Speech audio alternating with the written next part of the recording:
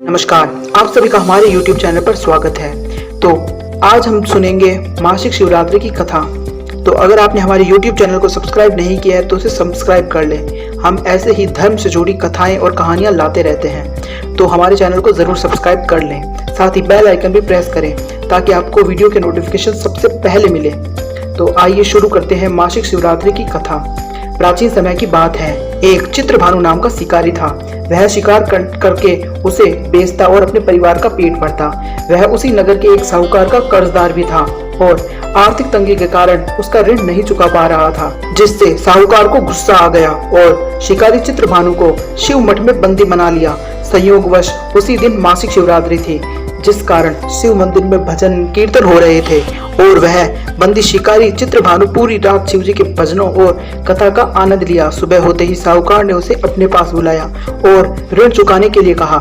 शिकारी चित्रभानु ने कहा, हे सेठ जी, मैं कल तक आपका ऋण चुका दूंगा। उसका यह वचन सुनकर सेठ जी ने उसे छोड़ दिया, जिसके बाद शिकारी शिकार के लिए जंगल चला गया। किंतु पूरी रात बंदी गृह में भूखा व प्यासा रहने के कारण वह थक गया और व्याकुल हो गया और इस प्रकार वह शिकार की खोज में बहुत दूर आ चुका था और सूर्यास्त होने लगा। तो उसने सोचा, आज तो रात जंगल में ही बितानी पड़ेगी। ऊपर से कोई शिकार भी नहीं कर पाया जिससे बेचकर सेठ जी का ऋण चुका देता।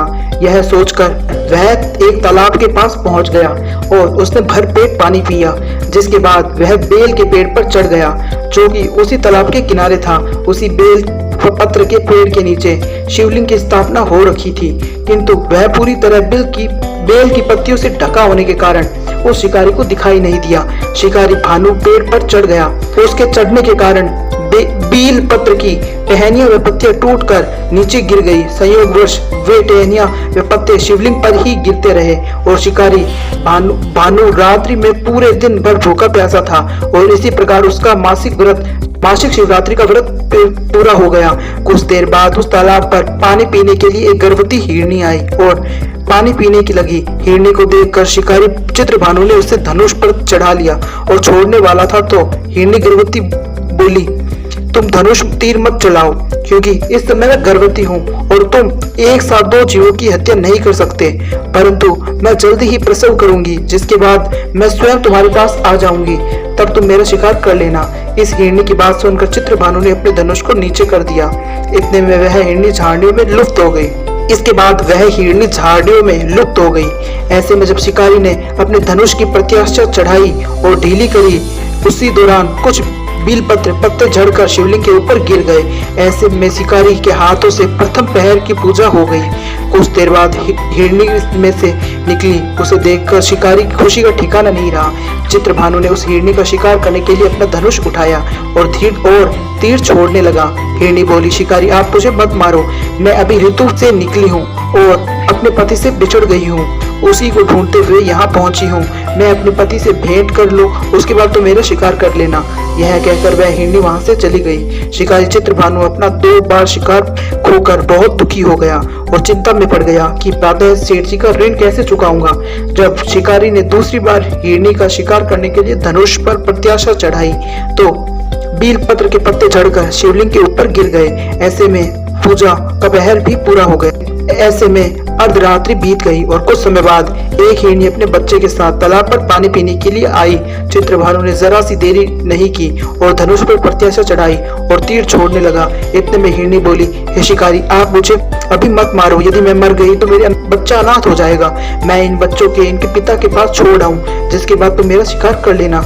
उस हिरनी की यह बात सुनकर शिकारी चित्रभानु जोर से हंसने लगा और कहा, सामने आए शिकार को कैसे छोड़ दूं मैं भी इतना मूर्ख नहीं हूँ, क्योंकि 2 बार मैंने अपने शिकार को खो दिया है। अब मैं तीसरी बार नहीं खोना चाहूंगा। हिरनी, जिस प्रकार तुम्हें अपने बच्चों की चिंता सता रही है, उसी प्रकार मुझे अपने बच्चों की चिंता सता रही है। मैं इनके पिता के पास छोड़कर वापस आ जाऊंगी, जिसके बाद तुम मेरा शिकार कर लेना।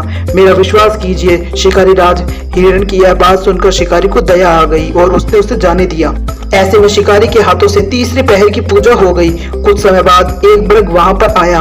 उसे देखकर चित्रभानु ने अपना तीर धनुष उठाया और शिकार छोड़ने लगा तो वह मृग बड़ी नम्रता से बोला, शिकारी यदि तुम मेरे तीनों पत्नियों और छोटे बच्चों को मार दिया तो मुझे भी मार दो, क्योंकि उसके बिना मेरा इस दुनिया में कोई नहीं है। यदि तुमने उनको नहीं मारा तो जाने दो, क्योंकि मैं उन 3 हिरनियों का पति हूँ और वो मेरी ही तलाश कर रही है। यदि मैं उन्हें नहीं मिला तो वे सब मर जाएंगी। मैं उन सभी से मिलने के बाद तुम्हारे पास आ जाऊंगा, जिसके बाद तुम मुझे मार सकते हो।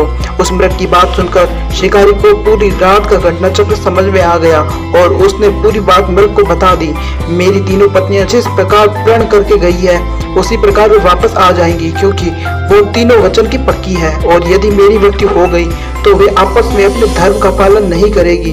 मैं अपने पूरे परिवार के साथ शीघ्र ही तुम्हारे सामने आ जाऊंगा। कृपा करके अभी मुझे जाने दो। शिकारी चित्रभानु ने उस मृग को भी जाने दिया और इस प्रकार अनजाने में उस शिकारी से भगवान शिव की पूजा संपन्न हो गई, जिसके बाद शिकारी का हृदय बदल गया और उसके मन में भक्ति भावना उत्पन्न हो गई।